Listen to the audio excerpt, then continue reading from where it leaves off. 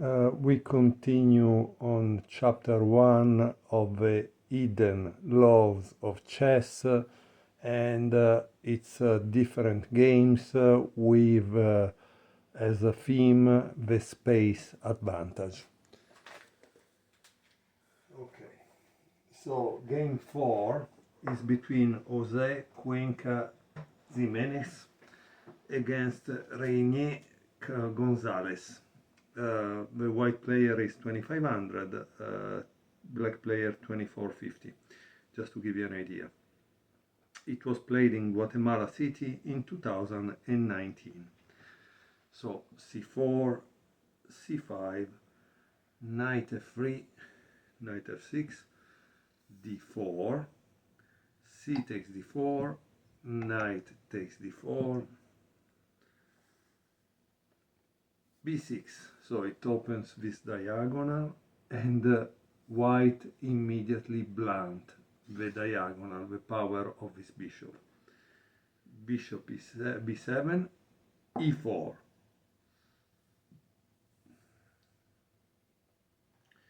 d6.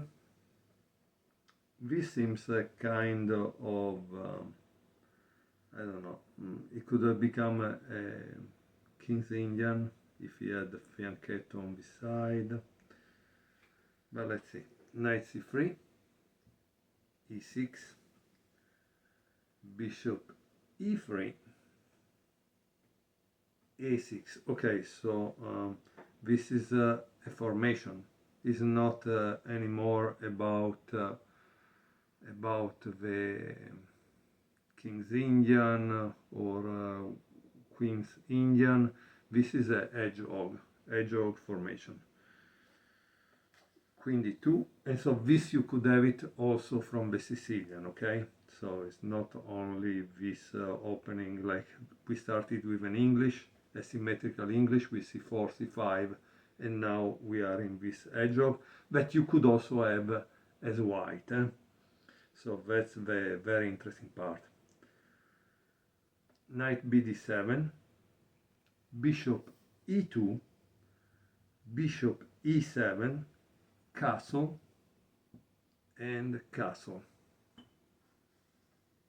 Here it says, there is a diagram, and it says we have reached a classical hedgehog position. This setup can arise from a variety of openings. In this game we started with an English opening, but this exact position also regularly arises from the Sicilian. White now shows a very effective plan. Yeah, and why do I tell you it rises from the Sicilian? Because Kasparov played it many times. So what is the plan? So that's why I tell you pawn structures are a must study for us if we desire to improve in chess, because you need a plan, and the plan to fight the hedgehog in this case is this a4. Here it says the start of a scheme that has become more and more popular. White intends to temporarily sacrifice a pawn with a4, a5, and then maneuver the knight around to a5, probably bishop b3 and a5, right? Then black will have less control over the dark squares, and he will be left with a vulnerable pawn on the a file.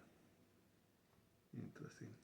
So queen c7, rook f c1, and here it says an essential preparatory move that is part of a scheme. Some players prefer to start with rook f c1 instead of a4 and follow up with a4. Usually this just leads to a transposition.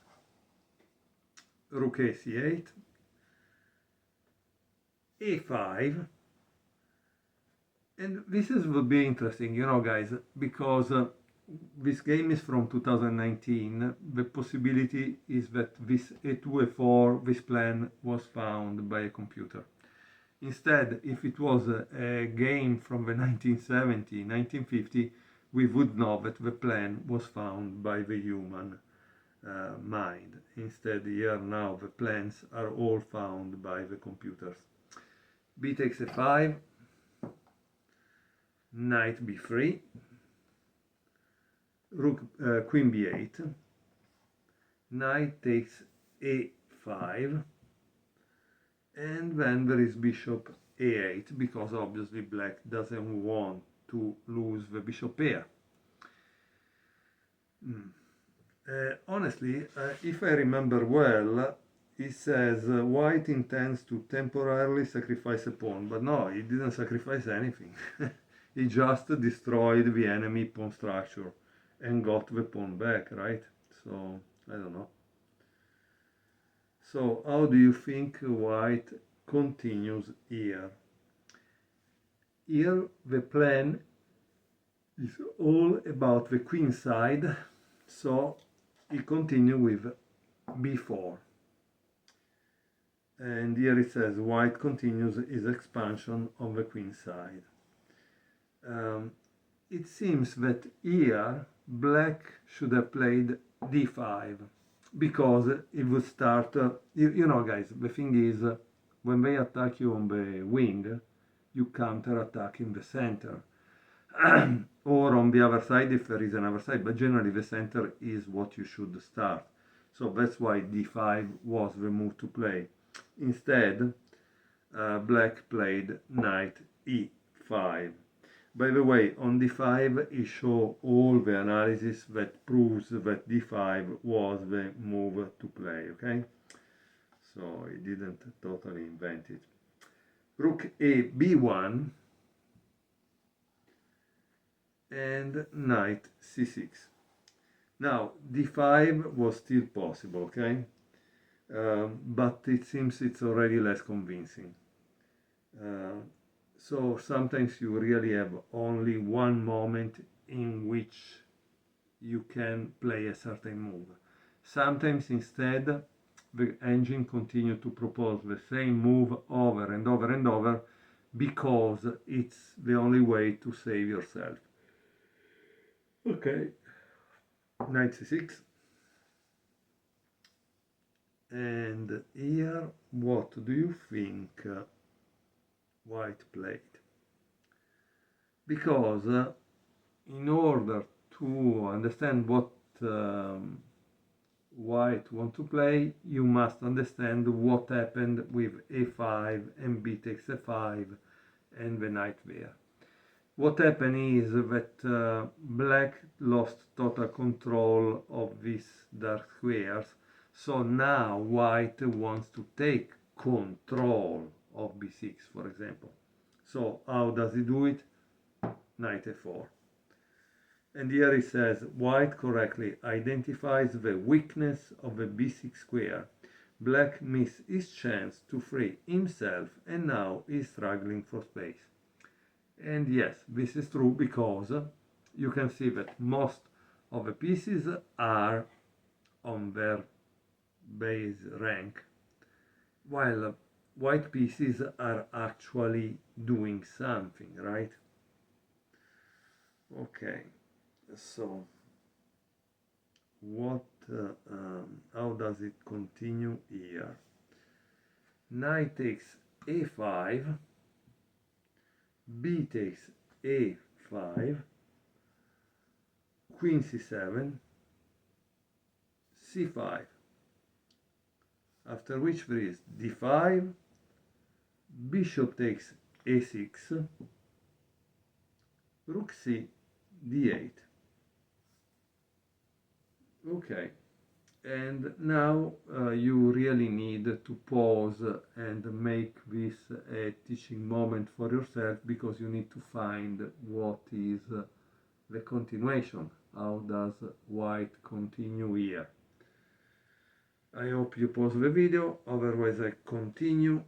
The move is e5. It says this denies all activity connected to the push of the black's d pawn, shutting down the a8 bishop and threatening bishop b6 with after c6, okay? So 40 plays this and then that. Now let's see. Here it gives a line and there is also a diagram. I hope you will enjoy it when you read the book. Let me go on and see what happened. However, in many of these cases, you really need master level technique in order to convert the position into a win. So guys, let's be clear about that. D4. And it seems that if you play queen takes e5, not a good idea, because there is bishop f4, queen f5, and then there is c6.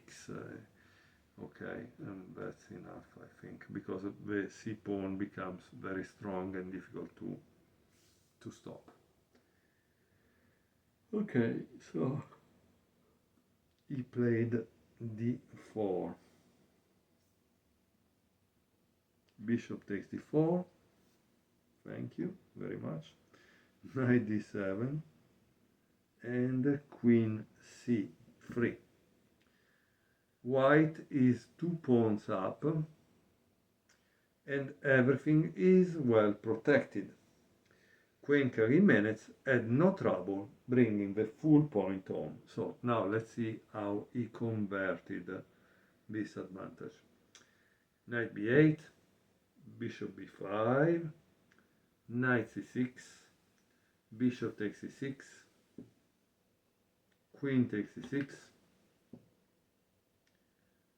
queen c4, bishop g5 attacking there, rook c2, queen d7 attacking here, bishop f2, queen c7, c6, and the queen takes e5, c7, rook c8, and now there is the final move of the game, that is knight b6. So what do you have to remember from this game? The idea is the hedgehog formation and the plan a2, a4, a5, and the rook there on c1. Okay, so this is the lesson from this game.